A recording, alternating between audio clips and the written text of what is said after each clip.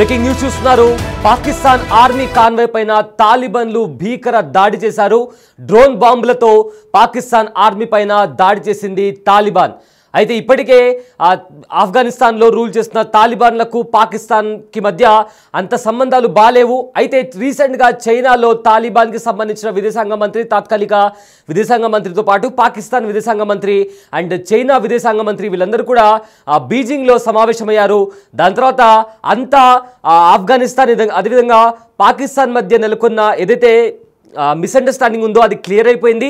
వీళ్ళిద్దరు కూడా మళ్ళీ స్నేహపూర్వకంగా ముందుకు వెళ్తారు అనే మాట బయటకు వస్తున్న నేపథ్యంలో మరోసారి తాలిబాన్ పాకిస్తాన్ ఆర్మీ కాన్వే పైన దాడి చేయడంతో ఏదైతే ఇద్దరి మధ్య సంబంధాలు సద్దుమడుగుతున్నాయో అవి మరోసారి కూడా తారాస్థాయికి చేరాయి. అంటే ఇద్దరి మధ్య మళ్ళీ పచ్చగడ్డి వేస్తే భగ్గుమనేలాగా కూడా ఇద్దరి మధ్య మరోసారి గొడవలు జరుగుతాయా అనే కోణంలో కూడా ఇప్పుడు వార్త బయటకు వస్తుంది.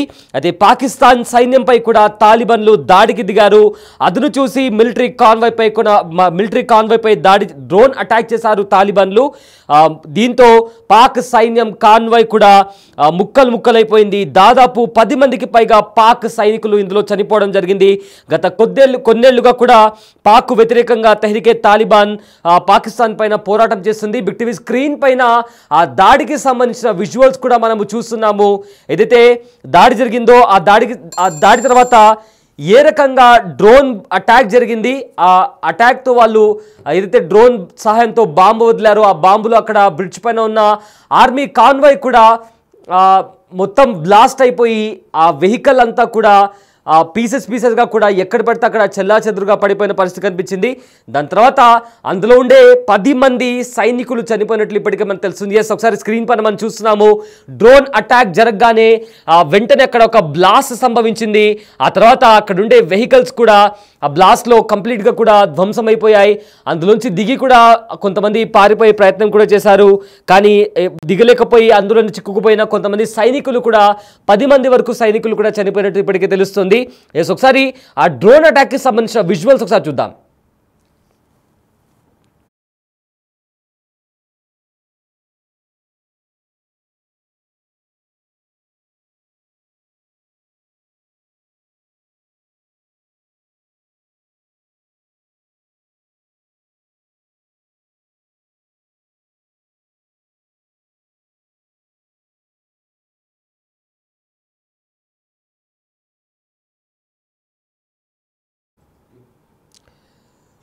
విజువల్స్ చూసారు కదా, ఏ రకమైన దాడి తాలిబాన్లు చేశారో. అయితే ఒక ఆర్మీ కాన్వాయ్ని టార్గెట్ లాక్ చేసి మరి ఆర్మీ కాన్వాయ్ పైన కూడా దాడి చేసినటువంటి పరిస్థితి కనిపిస్తుంది. డ్రోన్ బాంబుతో దాడి చేశారు. ఈ దాడిలో పాకిస్తాన్ ఆర్మీ కాన్వాయ్ కూడా కంప్లీట్గా డిస్ట్రాయ్ అయిపోయింది. అండ్ ఆల్సో ఇందులో 10 మంది వరకు కూడా పాకిస్తాన్ ఆర్మీ జవాన్లు కూడా చనిపోయినట్టు తెలుస్తుంది. సో అక్కడ స్క్రీన్ పైన కూడా మనం చాలా స్పష్టంగా మనకు కనిపిస్తుంది. చాలా అంటే చాలా క్రిస్టల్ క్లియర్గా టార్గెట్ని లాక్ చేసి వీళ్ళు తెహ్రీకే తాలిబాన్ టీటీపీ వాళ్ళు కూడా డ్రోన్ అటాక్ చేశారు. తమ డ్రోన్లను పాకిస్తాన్ గుర్తించకుండా కూడా చాలా జాగ్రత్తగా ప్లాన్ చేసి పకడ్బందీగా తాలిబాన్లు అటాక్ చేశారు.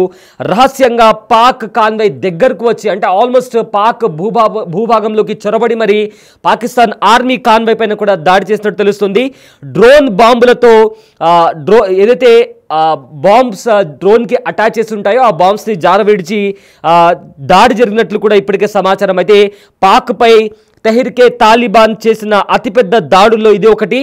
చాలా స్ట్రాటజికల్లీ పాక్ను దెబ్బ కొట్టారు తాలిబాన్లు. పాక్ను వెంటనే ఏవైతే పాక్లో అంతర్గతంగా కూడా సెక్యూరిటీకి సంబంధించి కూడా ఎన్నో చిక్కులు ఎదుర్కొంటుంది పాకిస్తాన్.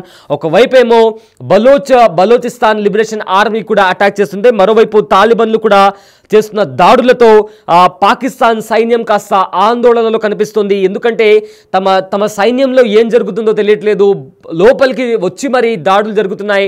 రీసెంట్గా ఆపరేషన్ సింధూర్లో భాగంగా కూడా ప్రధాన వైమానిక స్థావరాలపైన కూడా డ్రోన్ అటాక్ చేసేంత వరకు కూడా పాకిస్తాన్ కనుక్కోలేకపోయింది. And also Balochistan liberation army పాకిస్తాన్లోని క్వెటా లాంటి ప్రదేశాల్లో కూడా దాడి చేస్తుంటే పాకిస్తాన్ ఆర్మీ ఏం చేయలేకపోతుంది.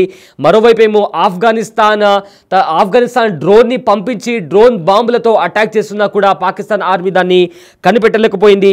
అయితే భవిష్యత్తులో ఇలాంటి సిచ్యువేషన్స్ చూస్తుంటే, ఇలాంటి దాడులు చూస్తుంటే భవిష్యత్తులో పాకిస్తాన్కి సంబంధించి భారీ ముప్పు, ఆఫ్ఘనిస్తాన్ నుంచి కూడా భారీ ముప్పు తప్పదని కూడా పాక్ రక్షణ శాఖ కూడా భావిస్తుంది. అయితే ఇప్పటికే దాడులను నివారించుకోవడంపై కూడా పాకిస్తాన్ హై టెక్నాలజీని కూడా డెవలప్ చేసుకునేందుకు ఫోకస్ చేస్తుంది. రీసెంట్గా కూడా రష్యా కూడా తమకు ఏవైతే వెపన్స్కి సంబంధించి తమకు వెపన్స్ సప్లై చేయాలంటూ కూడా ఇప్పటికే రష్యాను కూడా కోరింది పాకిస్తాన్.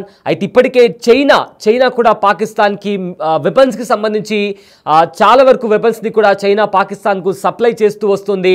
అయినా కూడా డ్రాగన్ కంట్రీ పాకిస్తాన్కి సపోర్ట్గా ఉన్నప్పటికీ కూడా అటు బలోచిస్తాన్ లిబరేషన్ ఆర్మీ, ఇటు తాలిబాన్లు వీళ్ళు టైం దొరికిన ప్రతిసారి దాడి చేస్తున్నారు. దాడి అంటే ఇలాంటి దాడి కాదు, కరెక్ట్గా టార్గెట్ని లాక్ చేసి మరి దాడి చేస్తున్నటువంటి పరిస్థితి కనిపిస్తుంది. ఒకసారి ఆ డ్రోన్ బాంబు కూడా వాళ్ళు ఎలా రిలీజ్ చేశారో, దాని తర్వాత అక్కడ దాడి ఎలా జరిగింది కూడా మనం బిగ్ టీవీ స్క్రీన్ పైన చాలా క్లియర్గా చూడొచ్చు. ఈ దాడిలో పాకిస్తాన్ ఆర్మీకి సంబంధించిన 10 మంది సైనికులు కూడా చనిపోయినట్టు సమాచారం.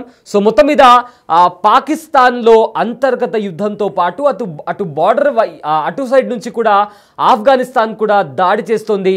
దీంతో ఎటువైపు నుంచి ఎవరు దాడి చేస్తారా అన్నట్టుగా పాకిస్తాన్ బిక్కుబిక్కుమంటూ బతుకుతోంది.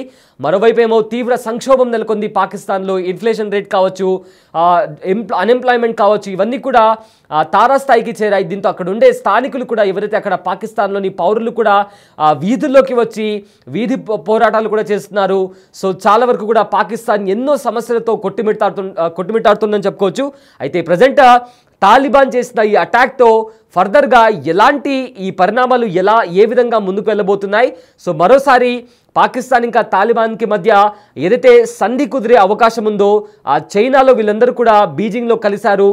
తాలిబాన్ తాత్కాలిక విదేశాంగ మంత్రితో పాటు పాకిస్తాన్ విదేశాంగ మంత్రి అండ్ ఆల్సో చైనా విదేశాంగ మంత్రి, వీళ్ళు ముగ్గురు కలిసి కూడా చైనాలో కలుసుకున్నారు. ఇంటర్నేషనల్ కారిడార్ బిల్డ్ చేయడానికి పాకిస్తాన్ అదేవిధంగా తాలిబాన్ వీళ్ళిద్దరూ, ఆఫ్ఘనిస్తాన్లో ఉన్న తాలిబాన్ ప్రభుత్వం వీళ్ళిద్దరూ ఒకరినొకరు సహకరించుకోవాలి. అండ్ ఆల్సో ఏదైతే ఇంటర్నేషనల్ కారిడార్ చైనా బిల్డ్ చేస్తుందో అక్కడ ఆఫ్ఘనిస్తాన్ కూడా చాలా కీలక పాత్ర పోషిస్తుంది. కాబట్టి ఒకరినొకరు పరస్పరంగా సహాయం అందించుకోవాలి, డెవలప్మెంట్ వైపు అడుగులు వేయాలంటూ కూడా చైనా చెప్పిన నేపథ్యంలో రెండు దేశాలు ఒప్పుకున్నాయి.